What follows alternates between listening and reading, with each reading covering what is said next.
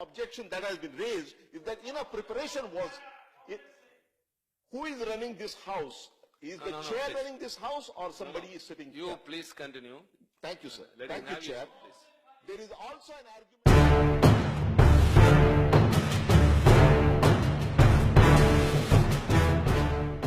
Narendra Jadhav. Thank you, Deputy Chairman, sir, for this opportunity to speak. At the very outset, I wish to compliment Honorable President for a very comprehensive and insightful address outlining policy priorities of the government. Sir, by end of March 2017, the 12th five-year plan will come to an end. This will not only be the end of the 12th five-year plan, but it would be an end of an era for over 6 decades of planning in India. What is the future of planning process in India? There is a talk about a long-term perspective plan, but there is no clarity about the future of planning process in India.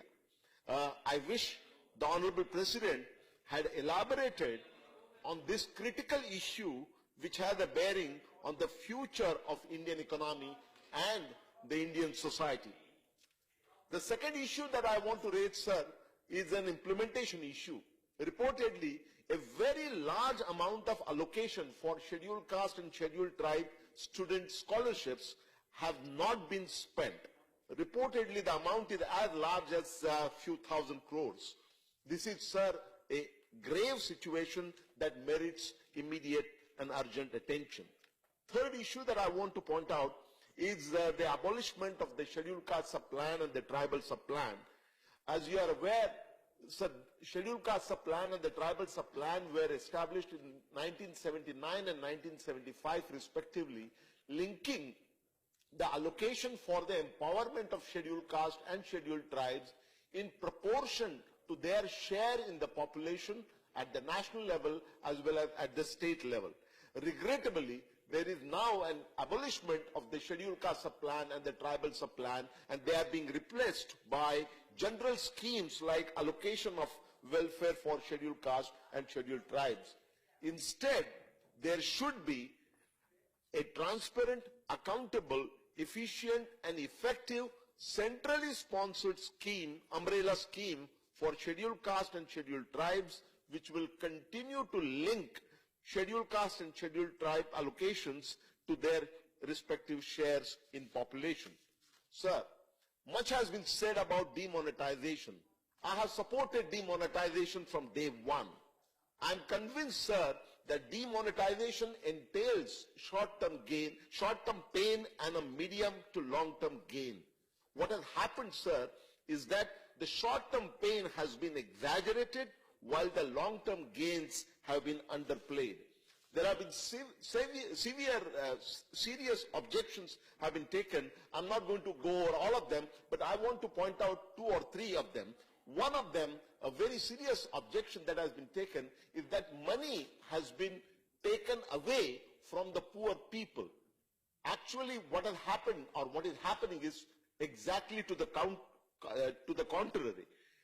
What is actually happening is a redistribution of wealth from the tax evading wealthy and corrupt to the poor people of our country.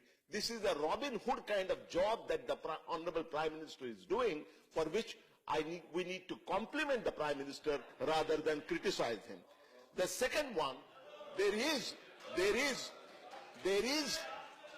an argument made that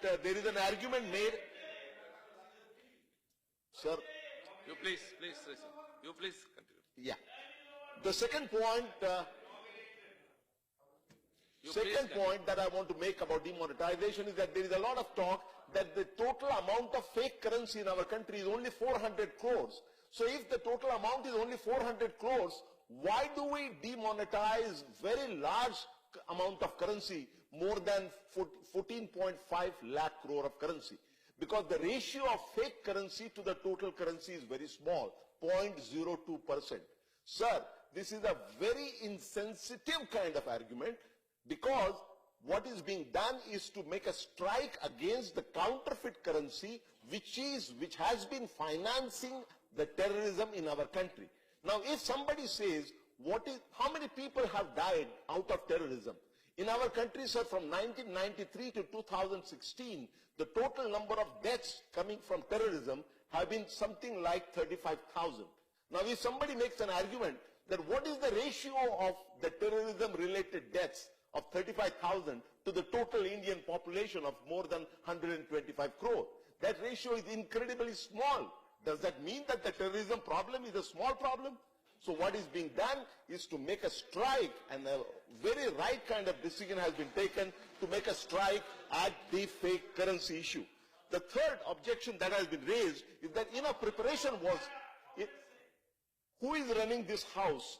Is the chair please. running this house, or somebody is sitting You here? please continue. Thank you, sir. Let Thank him you, have Chair. it, please. There is also an argument made that enough preparation was not made for demonetization. And particularly, the issue of recalibration of ATMs has been raised. In ATMs, sir, I know a thing or two about this because I worked with the Reserve Bank of India all my life for 31 years, and I was involved in this process. Sir, in ATM there are three bins which are there: 100 rupees, 500 rupees, and 1,000 rupees bin. And they are highly sensitive to the weight and size. Now, if the government or the Reserve Bank of India had issued instructions to all the commercial banks that you recalibrate your all ATM machines with the new size of 100, 500 and 2,000, that would have obviously leaked out what was the intention of the government. So it means that on one hand, the government had to go on preparations, and at the same time, on the other hand, secrecy had to be maintained. I think the timing was perfect. Timing of demonetization was perfect, striking the right kind of balance between the adequate preparations to be done on one hand, and on the other hand, maintaining the secrecy of this event.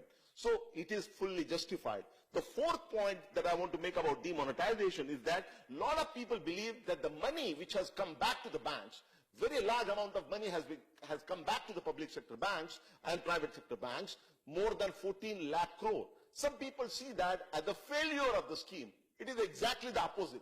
The money which was lying around, the money, the cash holdings which were kept which were maintained in secret places and stored in ceilings and in the floor and places like that, all that money has come back into the formal system. This is an achievement. This is a big step in financial inclusion. And it also, the criticism is made that the money coming back to the banking system means that the black money which was there earlier has become white money. Again, to the contrary, because the investigation is on wherever the money which has been credited to the account, deposited to the bank accounts, if that is disproportionately larger than the known sources of income of the depositors, then the investigation is going to reveal. Why the total amount of black money has not been revealed? Because this investigation is going to take some time.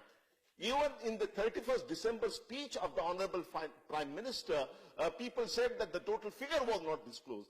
Even the data like the prices data, the inflation data, GDP data, all data there is always a lag between the happening and the release of the data. It will require a certain amount of time before the data is clearly available about how much black money has come back into the system. Sir, all in all, a lot of people had predicted that this is going to hurt our economy very badly. I had said, in fact, the former Prime Minister, Dr. Manmohan Singh, in the floor of the House said that the GDP will come down by 2 percentage points and it will take a long time to recover.